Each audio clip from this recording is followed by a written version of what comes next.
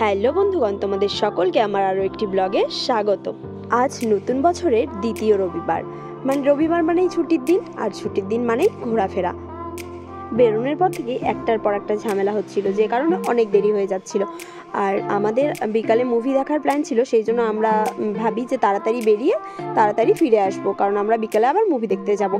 এবার যেতে গিয়ে আমরা বাড়ি থেকে হেলমেট পরে বেরোইনি, অনেকটা যাওয়ার পর দেখি যে একটা হেলমেট ছেড়ে গেছি, তো আবার ব্যাক করতে হয়, সে কারণে আরও দেরি হয়ে যায়। আর সেই কারণে আমরা মিন্টু ওদেরকে বলি যে তোরা গিয়ে দাঁড়া, আমরা আসছি।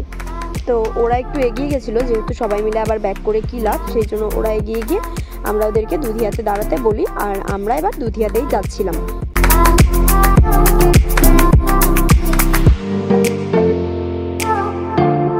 যেহেতু শীতকালের রবিবার মানে কিন্তু পিকনিক। আর এখানে দেখো কত বাস গাড়ি এগুলো দাঁড়িয়ে আছে, দুধিয়ার নিচে পুরো পিকনিক হচ্ছিল, প্রচুর লোক ছিল। আর এই পিকনিক স্পটে আমরাও কিন্তু বেশ কয়েকবার পিকনিক করতে এসেছি, বেশ ভালোই লাগে, স্পটটাও খুব সুন্দর।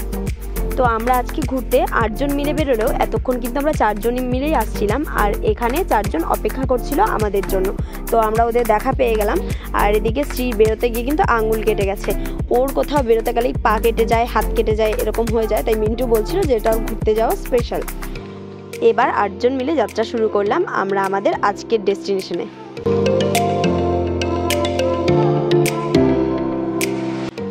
শীতকাল আর পাহাড় মানেই কমলা লেবু, তাই পাহাড়ের রাস্তায় কিন্তু কমলা লেবু বিক্রি হচ্ছিল।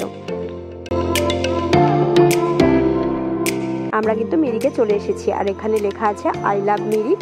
এখানে দাঁড়িয়ে সবাই ফটো তোলে। আমরা যেহেতু এর আগে বেশ কয়েকবার এখানে দাঁড়িয়ে ফটো তুলেছি, তাই আমরা আজ আর এখানে দাঁড়ালাম না, এবার লেকের দিকে রওনা হলাম।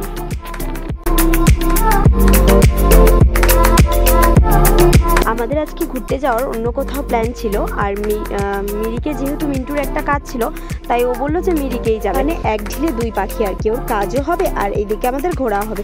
যাই হোক, আমরাও চলে আসলাম ওর কথা মতো মিরিকে সবাই মিলে মজা করতে।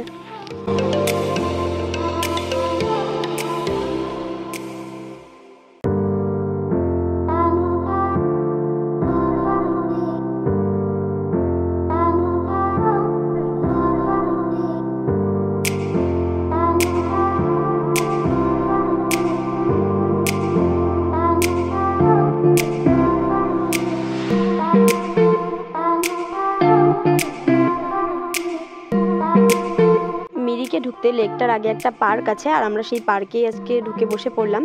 আর যে দিক দিয়ে মানুষ এক্সিট করে সেই দিক দিয়ে ঢুকে পড়েছিলাম, সেখানে কেউ ছিল না আর টিকিট লাগেনি বলে সেই দিক দিয়ে শয়তানি করে ঢুকে পড়েছি। আর ঢুকেই বসে পড়লাম আমরা সবাই, প্রত্যেকেরই খিদে পেয়ে গেছিলো। আর আমাদের নিরামিষ চলছে, যেহেতু বংশের একজন মারা গেছে, তাই আমার আর ও নিরামিষ। আর ওরাও বললো ঠিক আছে বাড়ি থেকে তাহলে কিছু খাবারই নিয়ে যাওয়া যাক, আর সেই মতো সবাই মিলে কিন্তু খেতেও বসে পড়লাম। গিয়ে বসার সঙ্গে সঙ্গে যে যার রুটিতে জ্যাম লাগাতে শুরু করে দিয়েছে, কেউ আর ওয়েট করতে পারছিল না, সেই জন্য যে যার মতো জ্যাম লাগিয়ে খাবার শুরু করে দিয়েছে। আর আমি কিন্তু সবার ভিডিও করছিলাম। সকাল সকাল ঘুম থেকে উঠে আমি লুচি তরকারি বানিয়ে নিয়ে গেছিলাম, যেহেতু আমরা বাইরে কিছুই খেতে পারবো না, সেই জন্য আমরা কিন্তু দুজনে খাবার করে নিয়ে গেছিলাম, আর সবাই মিলেই সে খাবার খাওয়া হলো।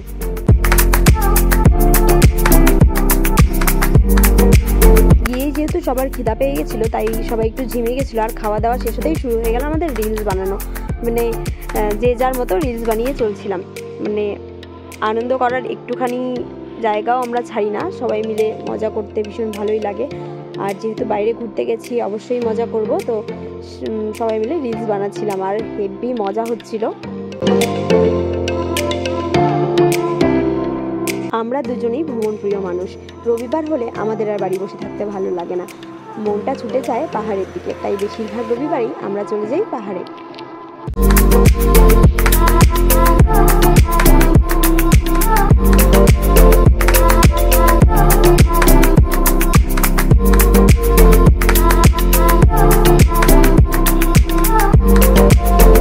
যেহেতু আমরা মিরিকে আগে অনেকবার এসেছি, তাই এই জায়গাটায় আমাদের কাছে নতুন কিছু নেই।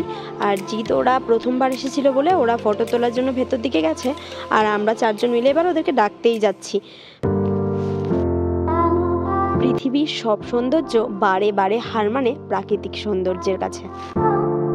যেহেতু বিকালে আমাদের মুভির প্ল্যান ছিল, তাই এখান থেকে তাড়াতাড়ি বেরিয়ে যাওয়ার চেষ্টা করছিলাম, কিন্তু এরা বললো এদের নাকি আবার খিদা পেয়ে গেছে, সেই জন্য একটা রেস্টুরেন্টে ঢোকা হলো। আর ওরা খাচ্ছিল, আর যেহেতু আমাদের ভেজ খেতে পারবো না, তাই আমরা বসেছিলাম আর ভিডিও করছিলাম। এদিকে দেখো বেচারা খেতে পারছে না, তো বসে আছে। আর সেই কারণে আমি একটা মিরিন্ডা নিয়ে নিলাম আর দুজনে মিলে খাচ্ছিলাম। তারপর ঘটলো এক মজার কাণ্ড।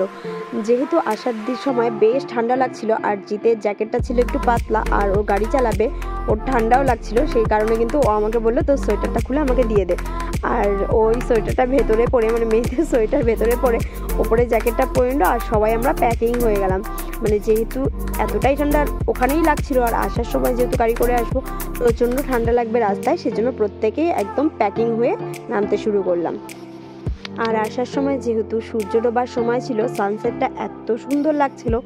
এমনিতেই প্রকৃতির এত সৌন্দর্য, তার মধ্যে আবার সানসেট, মানে কী যে দারুণ লাগছিল চারিদিকটা দেখতে, কি বলবো।